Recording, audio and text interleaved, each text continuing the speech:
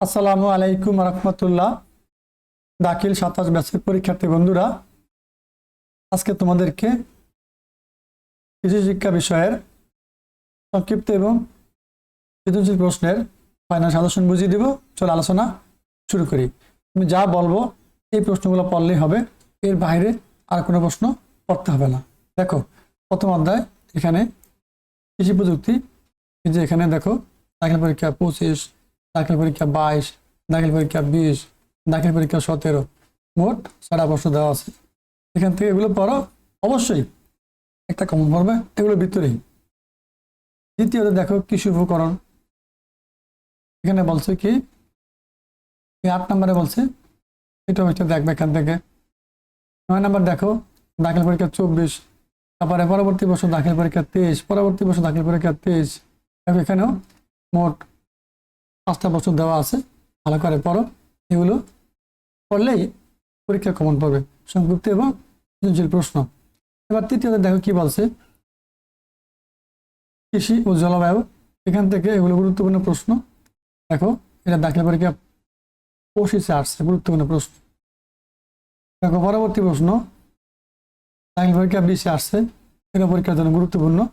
চতুর্থ অধ্যায় কৃষি উৎপাদন।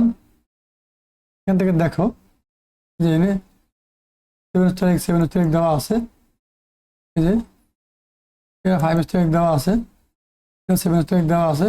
এটা 24 আসছে, এটাও 24 আসছে।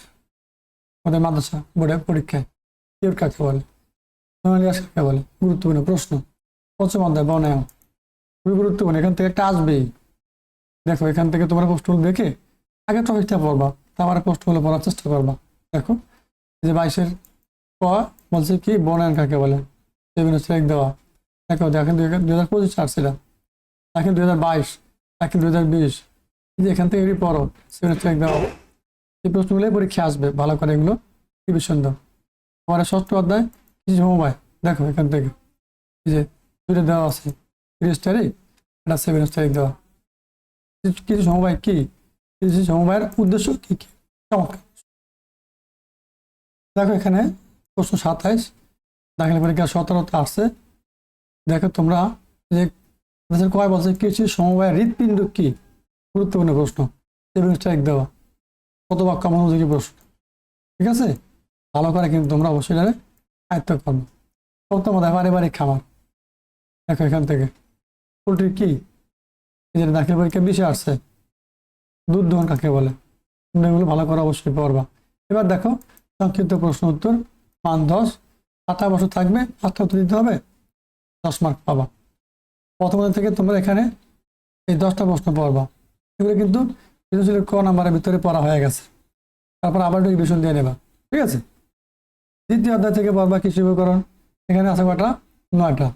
এগুলো সৃজনশীলের ভিতরে পড়া হয়ে গেছে, কিছু প্রশ্ন বাড়তি আছে, এগুলো রিভিশন দিলে একবার সৃজনশীল এবং সংক্ষিপ্ত প্রশ্ন কম্বিনেশন করে পড়লে একবার শতবাক্য অনুপযোগী প্রশ্নগুলো এখান থেকে কমন পড়বে। তৃতীয় অধ্যায় কৃষি ও জলবায়ু। এখান থেকে দিচ্ছে কয়টা, দেখো এখানে 5টা, আর এখানে আছে 4টা, 9টা, এখানে 9টা দিয়েছে তৃতীয় অধ্যায় থেকে। প্রিয় শিক্ষার্থীরা, একটা জিনিস খেয়াল রাখো, তোমরা এই যে আমি যে প্রশ্নগুলো বলতেছি এগুলো তো পড়বাই, কিন্তু তোমাদের মেইন বইটি গুরুত্ব সহকারে পড়তে হবে। এই যে প্রশ্নগুলো আমি আলোচনা করতেছি এগুলো মেইন বইয়ের বাইরের প্রশ্ন না, এগুলো মেইন বইয়ের প্রশ্ন নেই, তবে মেইন বইটাকে তোমরা গুরুত্ব দিয়ে পড়তে হবে। একসাথে সৃজনশীল প্রশ্ন, সংক্ষিপ্ত প্রশ্ন এবং বহুনির্বাচনী প্রশ্নগুলো হয়ে যাবে।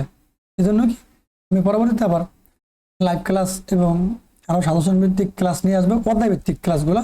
আমি একটা ক্লাসের ভিতরে একটা অধ্যায় আলোচনা করবো, রিডিং পড়ার পরে কোন জায়গাটা কোন প্রশ্নটা পড়বা, মুখস্থ করবা, কোন জায়গায় কী পড়বা, সব ডিটেলসে তোমাদেরকে বুঝিয়ে দিব। তোমরা খেয়াল করে বুঝে ধরে ক্লাসটা শেষ পর্যন্ত দেখবা। কিন্তু একটা জিনিস, ক্লাসটা শেষ পর্যন্ত না দেখলে তোমরা এখানে কি বলছি, কি প্রশ্নগুলো আছে দেখতে পারবা না, বুঝতেও পারবা না। ঠিক আছে, তুমি ক্লাসটা শুরু থেকে শেষ পর্যন্ত দেখার চেষ্টা করবা, তারপরে এগুলোর ধরে ধরে আয়ত্ত করবা। চতুর্থ অধ্যায় কৃষি উৎপাদন। এখানে দেওয়া আছে এই যে 9টা প্রশ্ন, এগুলো গুরুত্বপূর্ণ।